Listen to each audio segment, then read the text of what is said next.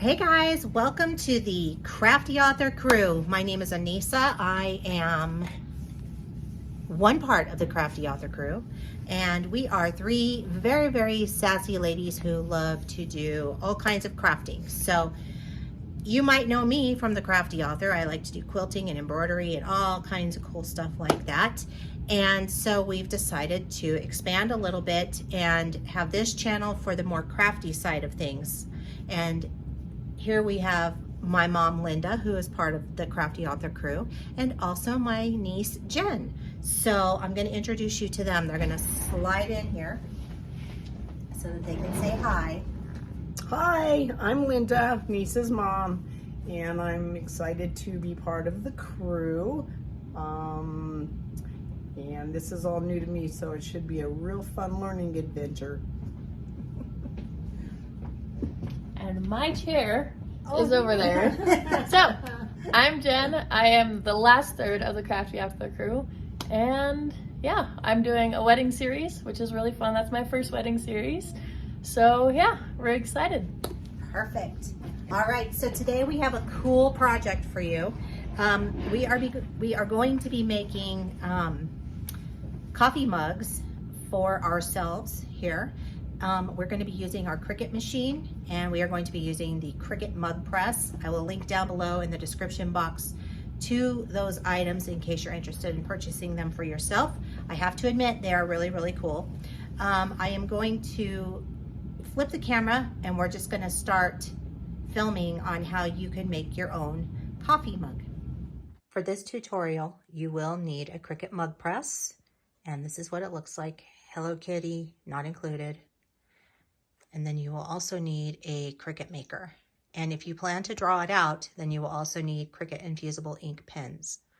So I've used the light grip mat, and I've put my laser copy paper onto it, centered of course at the top left. So make sure when you put your materials, you're putting it in as a laser copy paper. Now I'm doing mine in two different colors. I'm doing mine with a brown and also a pink. So in the machine, I have loaded my pink and also that fine point blade. So the fine point blade will just cut out the outer circle, and then the metallic infusible ink will draw out my pattern. Okay, so now we're going to show you how to do this in your design space. So open your design space, and the first step is to click that upload button in the bottom left. Once you click that, select from your photo library. Once you press that button, it'll pull up your photo library, and of course I'm selecting my little gnome. Once you have the green check mark, it'll pull it into your design space for you. Now the first step with any design is to remove the background. On the bottom left, that button is to automatically remove it. This is for Cricut Access subscribers. So if you don't have it, this is what it'll appear as. So we're going to show you how to do it without being subscribed to the Cricut Access. So the first button you'll push is select in the bottom left. Select as you're selecting all the areas that you don't want to cut. So the first thing I always select is a background. So now you can see that it's tiled. That tiled means it's no longer selected. Go ahead and zoom in, and after you've zoomed in, you just start clicking away. Press on all the white spaces or all the areas that you don't want it to cut, and then it'll weed out the outline of your design. We're going to speed up this process a little bit because it does take a while, and the more intricate your design, the more time it'll take to do this by hand. So there's sometimes when you're doing this and you accidentally click on the black, your outline.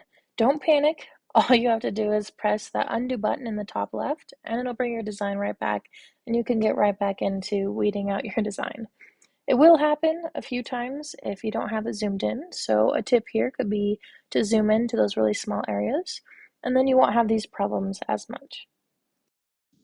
Another trick to help you while you're weeding is if you have a lot of background in your design, you can click that bottom right tab that says crop, and then just crop down the background a little bit so you can focus more in on your design, and it'll make that weeding process as shown before a little bit easier and smoother for you. While we're at it, we might as well talk about those other buttons on the bottom. So the first one is erase. What erase does is it allows you to remove some of your outline if you don't want it. So that bar right there in the bottom, it allows you to control the size of your brush that you will use to erase your outline.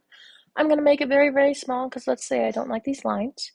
Then all you have to do is erase away your outline and that you don't want in your design, and then it erases it.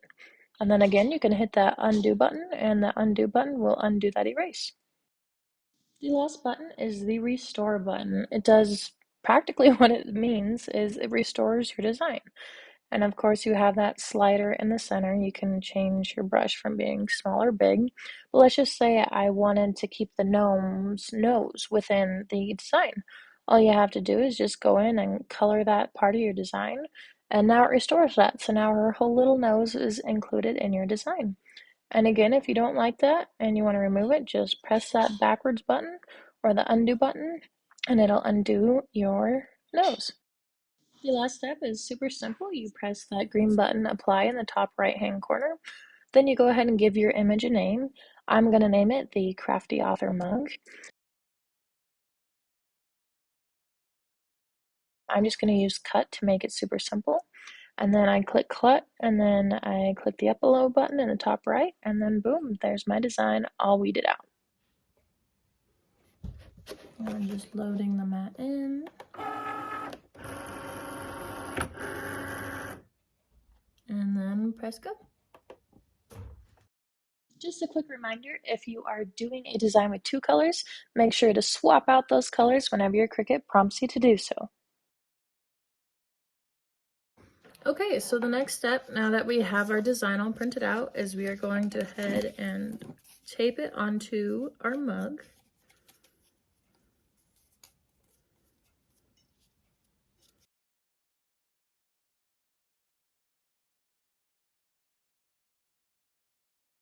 So I just quickly put a tape underneath the handle, and then I put one on the top just to hold it in place. Next thing you're going to need is this butcher paper. We're using about 3 layers for the mug, and then you're just going to cut it around to hold your design and also help your design not burn while it's burning into your Cricut mug.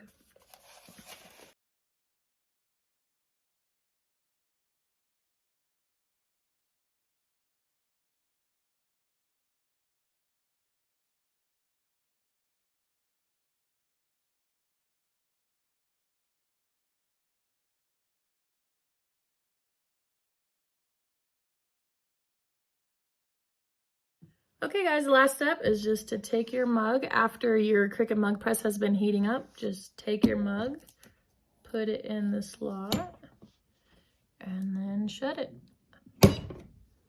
And let it do its thing. So the mug press just beeped that it's done. Now be careful when you take your mug out. It is very, very hot. And when you set it down, you want to set it down on a flat surface or a hot pad. But remember, be very careful only to touch the handle of the mug because it is very hot.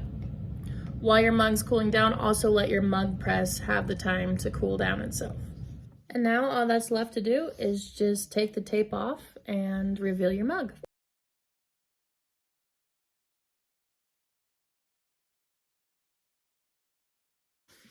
And the final reveal, here is my mug. It says I do it with my boots on, and there's my little gnome.